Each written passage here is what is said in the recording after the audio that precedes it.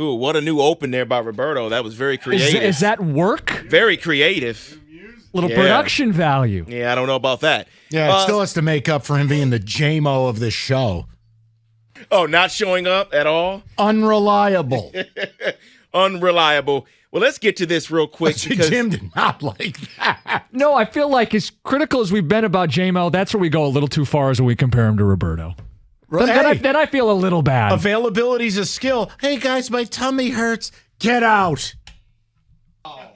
let's talk about a guy that I believe is being unprofessional, and that is Joe Mixon.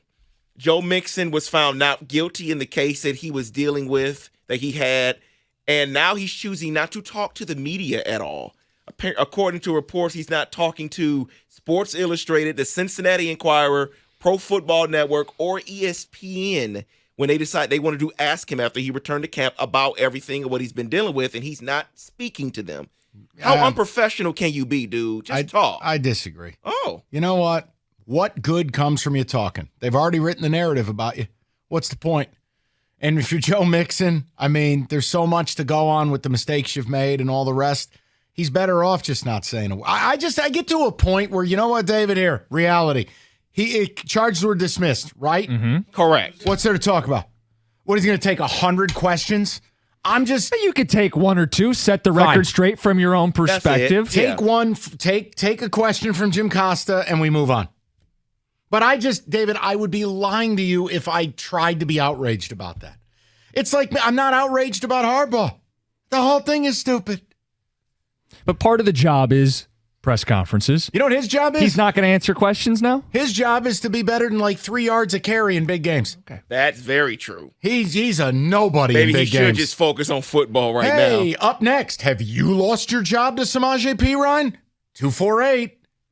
So let me give you this tidbit that is coming out of the New York Post regarding the doc for the Florida football team. Swamp Kings. Former Denver Bronco quarterback Tim Tebow says Florida teammates used to chase him around with photos of naked women to test his virginity claim. Oh, come on. Oh, Lord. Is there a question in there, or are you just setting that down on the table? Just want to give you a little piece of information before you watch the documentary of what you're going to expect from the documentary. I can't wait, because that time period, how Urban ran that program, how roughshod they were, the juxtaposition between Virtue King Tim Tebow and serial killer Aaron Hernandez, all of it. It's fascinating. Yeah, and oh, by the way, one of the great teams of the last quarter century. So, yeah, I'm all in on it. I can't wait. August 22nd, correct? Tomorrow? Tomorrow. Can't wait. Yes. So after months of contract disputes and saying I'm not going to play and I may sit out the season, well, Josh Jacobs reportedly will report to the team before week 1.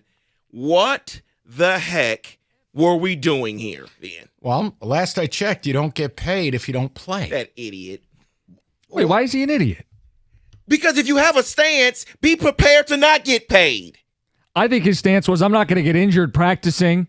I'll show up when the games are on. Right. And I'll play my ass off and earn as much money as I can. Look, there's a middle ground here that I wish the league, we make jokes about, David, what do we not do?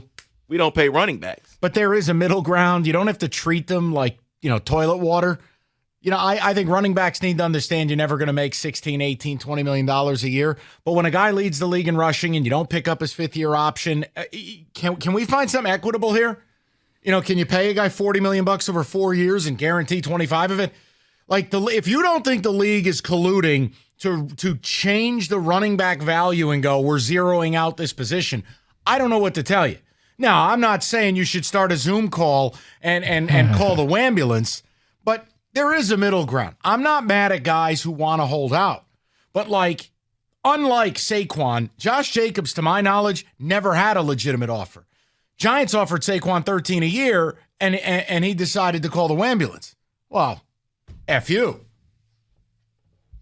So a few notes that I wanted to get to that we couldn't get to Friday are things that happened over the weekend. First thing, Sam Howell was named the starter in Washington. Yeah, what a surprise there. Jadeveon Clowney signed with the Ravens. They did need help with the pass rush. They brought in Jadeveon Clowney. And then this happened yesterday. Miles Jack retired. Yeah, I mean, he's got a knee that's been getting worse since college. And the Eagles only brought him in, 1 year, $1 million. And he just was like, yeah, I'm good. I'm out. Well, he was already contemplating retirement before they brought him in. And I think once you start thinking about that, you're done. He got his bag, too. Didn't he sign 4 at 55 for a second contract with the Jags? Yes, he did. So he got paid. He got his money. He's got, I believe that's what knocked him down in the draft that year was he tore a meniscus, but didn't they discover a degenerative knee condition? Yes. It was something along those lines. He had a nice career for a kid who, tumbled on draft day. Mm-hmm. And do the Eagles really need him? I mean, come on. No, they don't. They don't. I mean, we gave up on him, so he's done. Steelers, I'm saying. So I want to combine the next two little stories here. You can talk about both of them, none of them, whatever. They're I think they kind of work together here. So first, you had fights left and right last week in joint practices. So you had teams cancel joint practices this week. Titans, Patriots canceled, Saints, Texans, which leads me to the next thing regarding starters in the preseason. Mahomes did play over the weekend. There are a lot of teams not playing their starters because of the joint practices. Mm-hmm. Now, if you got teams canceling, whatever, safety, all of that, first thing, should they just end joint practices because you're going to end up with brawls like they had last week? Secondly, if you keep them, will you continue to see the starters not playing in these preseason games? This is Jim's wheelhouse. Go ahead. As useless as you thought preseason football was 5 or even 10 years ago, it's more useless today because of the joint practices. But, David, I wouldn't get rid of them. They actually give you control over your matchups against another team. Minimize the injury risk, maximize the looks you want to get. It waters down the preseason, but for the coaches and for the fans, you just want your team to be ready and minimize injury. So get used to this. So nothing to the cancellation of 2 of them because of the brawls. You want to cancel it?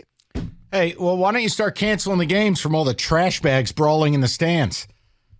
I mean, these NFL fights are an embarrassment. It's a preseason game. What are you getting in a fight over in the preseason? My team's better than yours. Rawr. Stick your chest out. Tell me your life's going nowhere without telling me it's going nowhere. This was my whole point with Michigan State. People are trash bags. They've lost their minds. The NFL, you'll see stabbings this year. Jim, it's nuts. People are nuts. People are nuts. Preseason game where you can't name 5 players on the field. We're getting in fights. They called Trey Lance a bust. Let's fight over it. How dare you? Come on. And that is in football today.